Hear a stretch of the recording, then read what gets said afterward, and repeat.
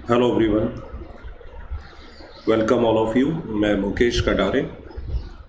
दोस्तों, पिछली क्लासेस में हमने अलग अलग टॉपिक देखे थे। एमपीपीएससी की प्रिपरेशन स्ट्रेटजी को लेकर के भी काफ़ी डिस्कशन किया था।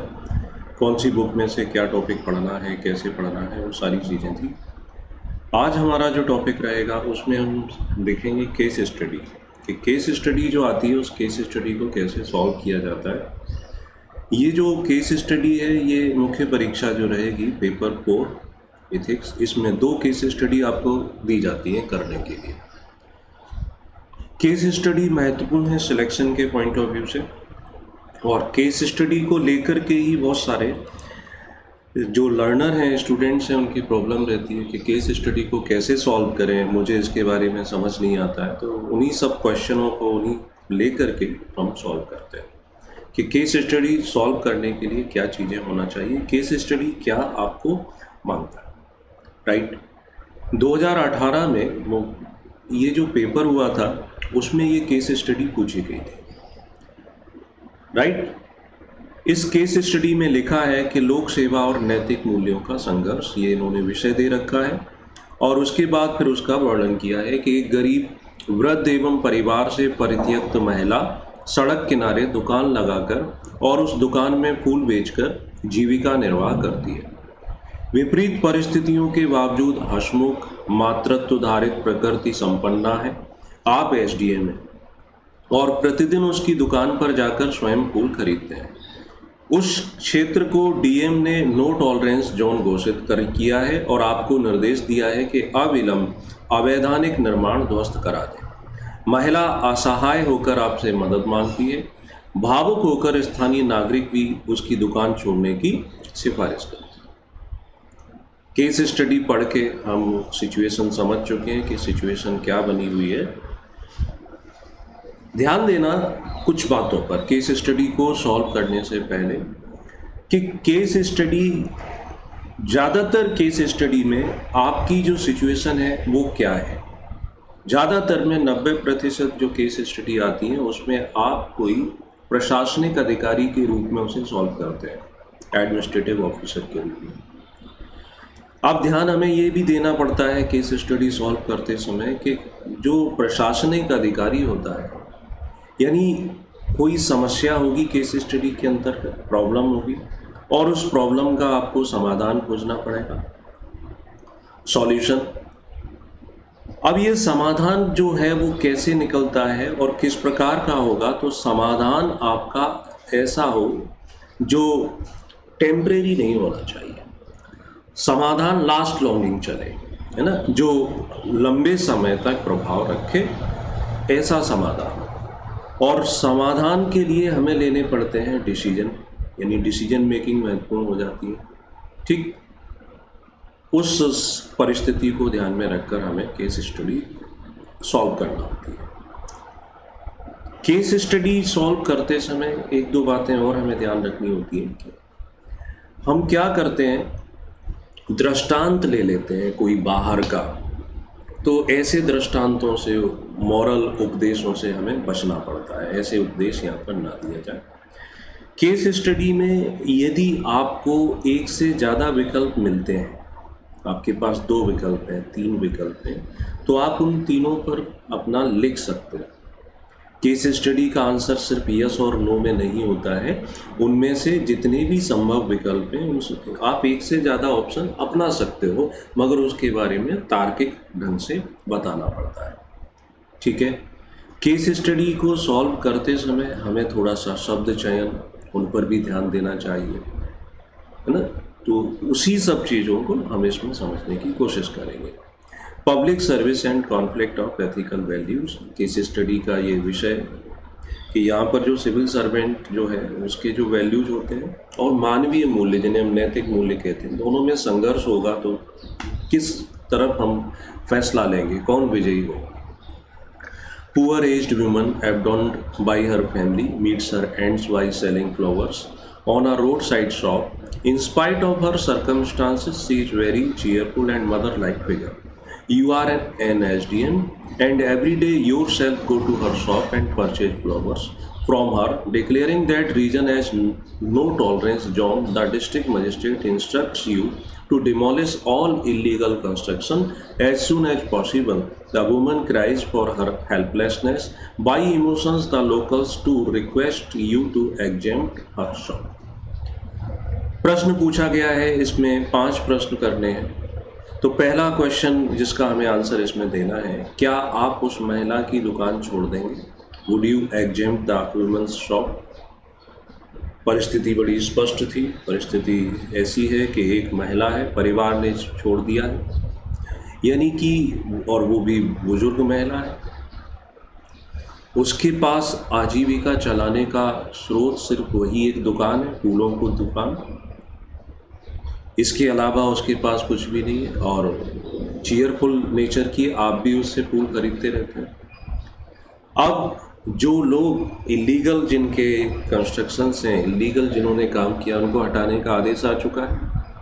परिस्थिति अब यहाँ स्पष्ट हो जाती है कि एक तरफ लोक सेवक उसकी जो ड्यूटी है, कर्तव्य है, उसके मूल्य हैं, तो दूसरी तरफ जो मानवीय संवेदनाएं होती हैं, ह्यूमन वैल्यू जिन्हें हम कहते हैं, उन दोनों में टकराव की स्थिति बनती है। क्या आप उस महिला की दुकान छोड़ देंगे? अब ऐसे प्रश्नों का आंसर आप यस और नो में तो नहीं करें। मेरी राय तो ये रहती है, अगर आप करना भी चाहते हैं यस और नो, तो फिर उसके समर्थन में आपको तर्क देने पड़ते हैं। सिचुएशन भली भांति ज्ञात हो जाती है कि चूँकि वो कंस्ट्रक्शन इलीगल है, तो अब आप एक लोक सेवक, कि मैं तो नियमों से बना हूँ। लोक सेवक यानी लोक सेवा के मूल्य क्या होते हैं कि जो भी कार्य किया जाएगा वो नियम आधारित किया जाता है। तो नियम आधारित जो आदेश मिला है आप उसे पूरा करेंगे। लोक सेवक कैसा होता है? तटस्थ होना चाहिए ना। लोक सेवक मूल्य क्या माने जाते हैं? तटस्थ यानी न्यूट्रलिटी, कि वो तो किसी के प्रति ना कोई लगाव रखता है, ना किसी से द्वेष रखता है, तो उन मूल्यों का पालन उससे करना चाहिए। संविधान सम्मत जो मूल्य होते हैं उनका पालन करना चाहिए। लेकिन मानवीय मूल्य क्या कहते हैं? मानवीय मूल्य कहते हैं कि जो भी प्रशासन है, मानवीय मूल्य में करुणा, दया, चूँकि एक वृद्ध है तो प्राणी मात्र के प्रति दया करो, ये हमारा संस्कृति कहती है। अगर उसकी आजीविका छीन ली जाएगी तो वो अपना जीवन यापन कैसे करेगी? और कोई कमाने वाला व्यक्ति नहीं है, परिवार ने उसे छोड़ रखा है, तो बड़ी विचित्र स्थिति बन जाती है।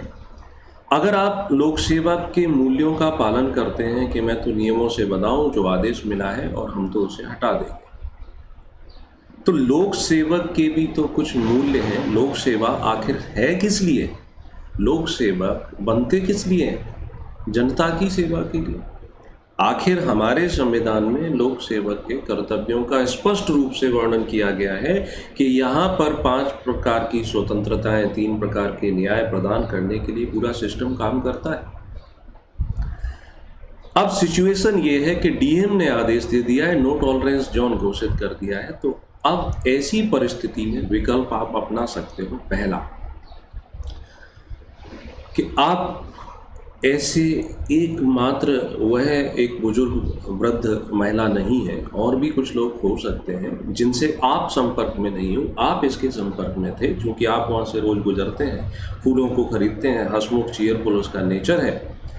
तो अब ऐसी स्थिति में आप अपने वरिष्ठ अधिकारी को, डीएम को, यहाँ पर एक राय मांग सकते हैं, एक निवेदन कर सकते हैं कि श्रीमान, ऐसा यहाँ पर कुछ ऐसे कंस्ट्रक्शंस भी हैं तो वो इलीगल, बट उनके परिवार में और कोई कमाने वाला व्यक्ति नहीं है, वो एज्ड पर्सन है, तो ऐसी स्थिति में उनके लिए क्या किया जाए? अगर हम उनको भी हटा देंगे तो उनके सामने अपनी आजीविका चलाने का संकट उत्पन्न हो जाएगा, राइट?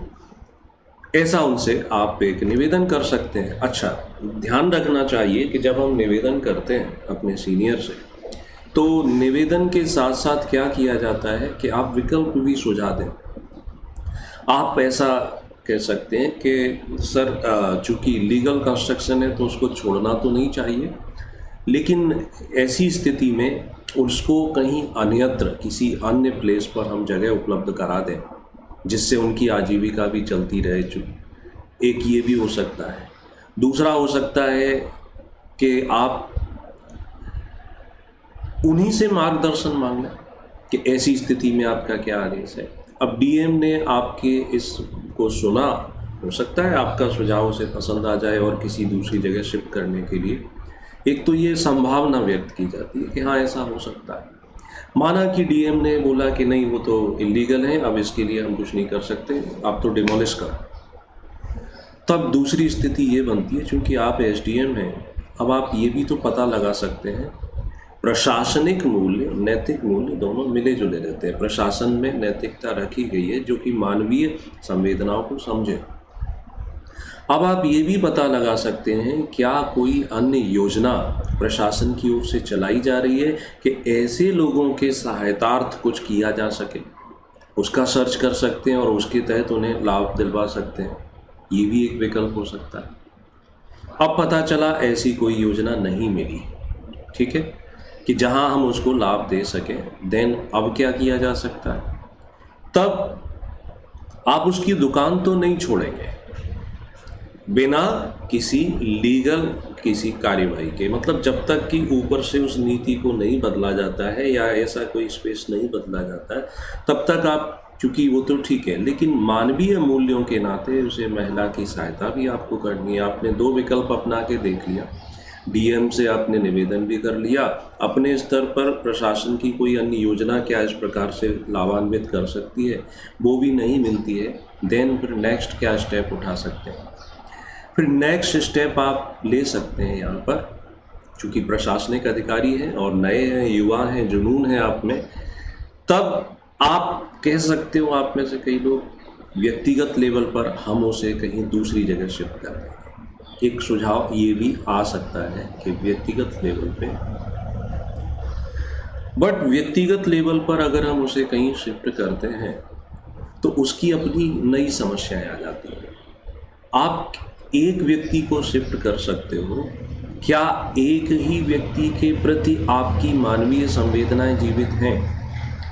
क्या एक ही प्रकरण था उस रोड पर इलीगल कंस्ट्रक्शन का जिसके परिवार ने उसे त्याग दिया है? अन्य भी तो होंगे जिनसे आपका संपर्क नहीं हुआ। जब उन्हें ये पता चलता है कि एसडीएम साहब तो दयालु हैं, तो वो भी आपके पास अप्रोच करेंगे। तो व्यक्तिगत रूप से आप किसकी सहायता कर सकते हो? बॉलीवुड के सोनू सूद तो हो नहीं कि ऐसे समय बसें चलवा करके अपने लेवल पे कर रहे, राइट? तो ये रास्ता भी उचित नहीं है। तब क्या किया जा सकता है? तब यहाँ पर एक और विकल्प अपना सकते हो कि आपका शहर में इतने लंबे समय से हो, तो शहर में कई समाज सेवी होते हैं, कई ऐसे एनजीओ होते हैं, तो वो समाज सेवी और एनजीओ को आप अपने संपर्कों का, अपने उनसे निवेदन कर सकते हो कि ऐसा प्रकरण है तो इसको पुनर्वास किया जाए, हमसे जो सहयोग हो सकता है वो हम कर सकते हैं। ये भी एक विकल्प हो सकता है, ठीक। अब एक विकल्प एक और हो सकता है कि आप अपने जैसे सेम माइंड उन लोगों से किसी कोई मीटिंग होती होगी, आपका कोई कलीग होंगे, सहयोगी होंगे, आपके बैचमेट होंगे, उनसे संपर्क करके इसको डिस्कस कर सकते हो कि भाई चूँकि प्रशासनिक रूप से निष्पक्ष होकर के काम करता है, तटस्थ होकर काम करता है, लेकिन मानवीय संवेदनाओं के नाते मेरी इच्छा है कि कम से कम उसकी दुकान तो ना उजड़े, तो मैं उसमें सहयोग करना चाहता हूँ और आप लोग भी कुछ अगर सहयोग कर पाते हैं, राइट? तो इस ढंग से हम उसका सॉल्यूशंस निकाल सकते हैं। तो ऐसे करके जब आप लिखते हो तो केस स्टडी का कभी कोई कॉन्क्रीट सॉल्यूशन अगर आप चाहो कि नहीं मैं तो यही सही तरीका होगा, तो वो नहीं होता है। अगर एक से ज़्यादा रास्ते हैं तो आप उन सबको लिख सकते हो, और लिखते समय हमें थोड़ा शब्दों का ध्यान देना पड़ेगा कि किस प्रकार के शब्दों का हम चयन करते हैं। पहला क्वेश्चन हो जाता है। अगले क्वेश्चन पे डिस्कस करूँ उसके पहले कि अनअकैडमी प्लस पर मैं रेगुलर क्लासेस लेता हूँ, उसमें आप ज्वाइन कर सकते हैं। रेफरल कोड मुकेश लाइव का यूज कर सकते हैं, मुकेश कटारे का यूज कर सकते हैं। यहाँ पर फ्री टेस्ट सीरीज मिलती है, वो आप दे सकते हो। मैं जो कोर्सेज यहाँ करा रहा हूँ, पेपर कोर एथिक्स, इसकी क्लास शाम को 4 बजे रहती है। ये कंप्लीट करवा रहा हूँ। साथ ही साथ एनवायरनमेंट को लेकर के क्लास चल रही है। आने वाले टाइम में जो क्लासेस मेरी स्टार्ट होने वाली है उसके बारे में आपको बता देता हूँ कि 1 जुलाई से 1 जुलाई से यहाँ पेपर जो 2B है और 2020 के लिए वो स्टार्ट हो जाएगा। 12 जुलाई से यहाँ पर जो क्लास मेरी स्टार्ट होगी वो पॉलिटी, भारतीय राज्य व्यवस्था, लक्ष्मीकांत की पूरी जो टॉपिक है वो उसमें कवर करेगा। क्या बेनिफिट होता है अनअकैडमी प्लस से? तो मात्र 17 रुपये पर डे खर्च होता है। स्टडी फ्रॉम होम कर सकते हैं, लाइव डाउट क्लियरिंग सेशन होता है, EMI का ऑप्शन मिल जाता है, भारत के टॉप एजुकेटर की क्लास ले पाते हैं। अभी MPPSC की चैम्पियनशिप चल रही है। 28 जून को इसका चौथा पेपर रहेगा। ये टोटल फ्री है, आप लोग इसका एनरोलमेंट करा सकते हैं। इसका लिंक जो है वो डिस्क्रिप्शन में मिल जाता है। अनअकैडमी प्लस में 1 month, 3 month, 6 month, 12 month, 24 month subscription available रहते हैं, तो आप इसमें कोई भी ले सकते हैं। 1 साल का जो फीस रहता है वो 7,000 रुपये रहता है, बट रेफरल कोड में जब आप नाम डाल देते हैं मुकेश लाइव या मुकेश कटारे तो 10% डिस्काउंट आपको ईच एंड एवरी कैटेगरी में मिल जाता है। तो ये एक अच्छा प्लेटफॉर्म है, आप इसका यूज कर सकते हैं। अब हम बात करें दूसरे प्रश्न पर इसी केस स्टडी में। दूसरा प्रश्न है कि आप स्थानीय नागरिकों को उनकी सिफारिश के संदर्भ में क्या जवाब देंगे। अब ये स्थानीय नागरिक वाला क्या कंसेप्ट था, तो थोड़ा केस स्टडी में देखो कि आपसे महिला मदद मांगती है, भावुक होकर स्थानीय नागरिक भी उसकी दुकान छोड़ने की सिफारिश करते हैं, राइट। नीचे क्या लिखा है कि by emotions the locals to request you to exempt her shop. Hindi में लिखा है सिफारिश और इंग्लिश में लिखा है रिक्वेस्ट, तो अंतर आ जाता है ना। सिफारिश के स्थान पर निवेदन करते हैं, है ना, प्रार्थना करते हैं।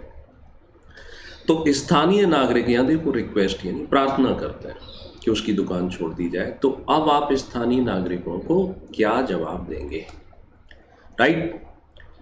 प्रशासनिक अधिकारी के जो प्रशासनिक मूल्य हैं लोक सेवक के नाते, कि एक तो उसको व्यवहार कैसा करना चाहिए, जिम्मेदार, रेस्पॉन्सिबल, प्लस लोकहित।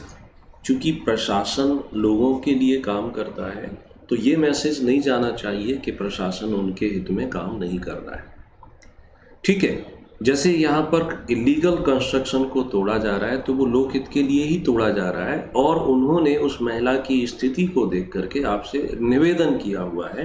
तो ऐसी परिस्थिति में आप एक जिम्मेदार प्रशासनिक अधिकारी होने के नाते लोकहित में उनको रिप्लाई करेंगे। आप एरोगेंस नहीं हो सकते, क्योंकि आप तो यहाँ हो भी नहीं सकते, आप पहले से उस महिला के संपर्क में हैं।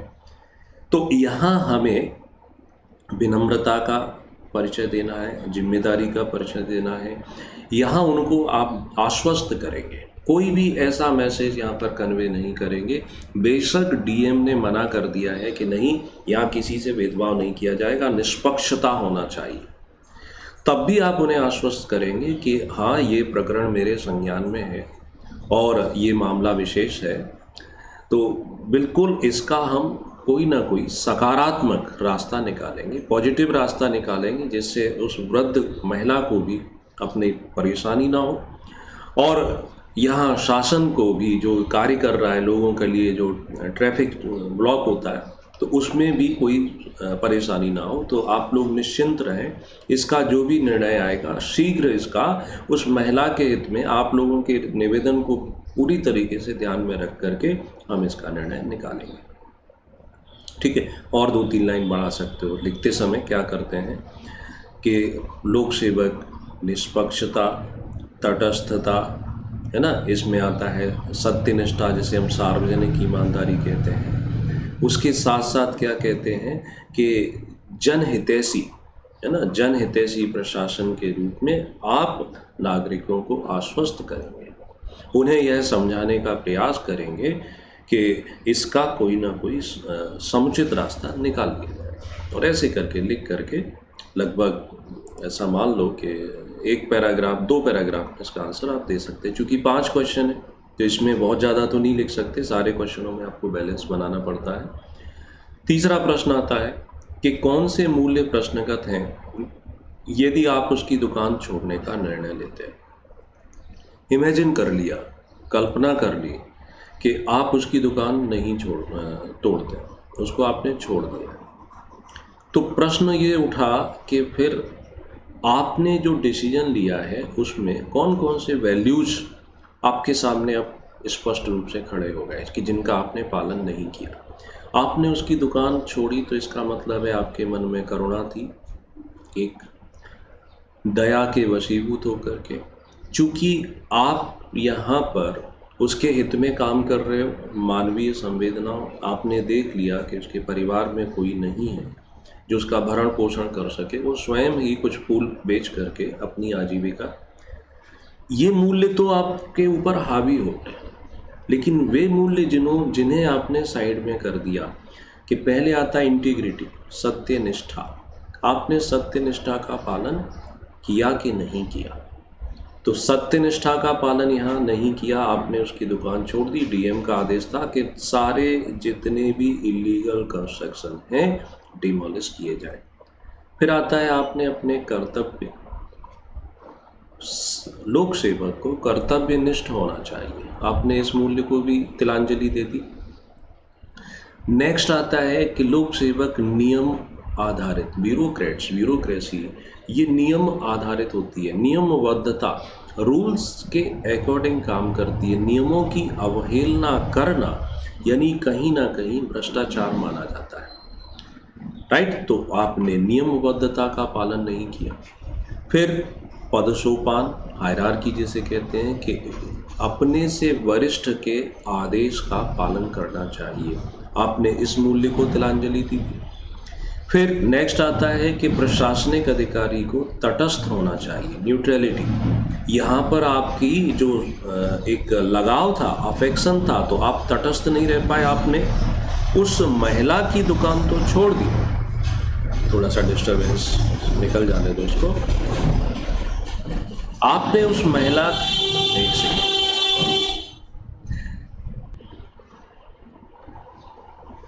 आपने उस महिला की दुकान छोड़ दी, अन्य लोगों के तो आपने कंस्ट्रक्शन गिरा दिया। तो ये आप कैसे रहे? आप तटस्थ भी नहीं रहे, आपने निष्पक्षता का भी वायलेशन किया। ठीक, निष्पक्ष का प्रशासन अमीर हो गरीब हो किसी के साथ भेदभाव नहीं करता है। तो ऐसे कुछ 5-7 मूल्य आप लिख सकते हैं कि यह मूल्य ये कहता है, इसका अर्थ ये होता है, और ये सामने आ जाते हैं, राइट? तो इस प्रकार से आप इस प्रश्न का भी आंसर दे देंगे। अगले प्रश्न पर हम बात करते हैं। अगला यहाँ पर इसी प्रकार से सिमिलर कि कौन से मूल्य प्रश्नगत हैं यदि आप उसकी दुकान तोड़ने का निर्णय लेते हैं। छोड़ने का नहीं है, यहाँ पर बात क्या आ गई है? तोड़ने की आ गई, राइट?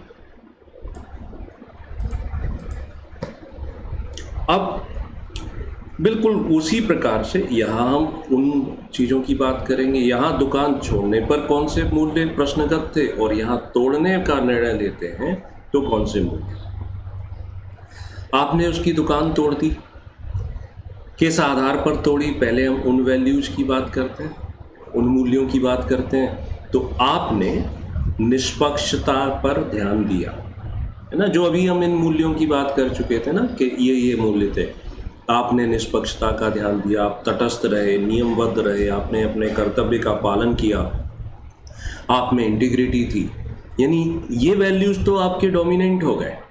लेकिन अब बात आती है कि क्या आपने मानवीय संवेदना, इसका पालन किया?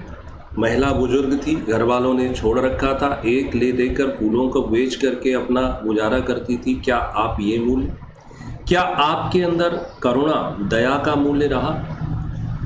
क्या आपने, जो हमारा सोसाइटी कहती है कि हमें बुजुर्गों का सम्मान करना चाहिए और उनके हित में हो सके तो कार्य करना चाहिए, तो क्या आपने इन मानवीय मूल्यों को पूरी तरीके से तिलांजलि दे दी? कर्तव्य निभाने के लिए, अपने ऊपर वाले बॉस का आदेश मानने के लिए, नियमबद्ध बने रहने के लिए आपने एक व्यक्ति का जीवन जो है वो नरक बना दिया। भाई आप वो, उसको कौन खिलाएगा?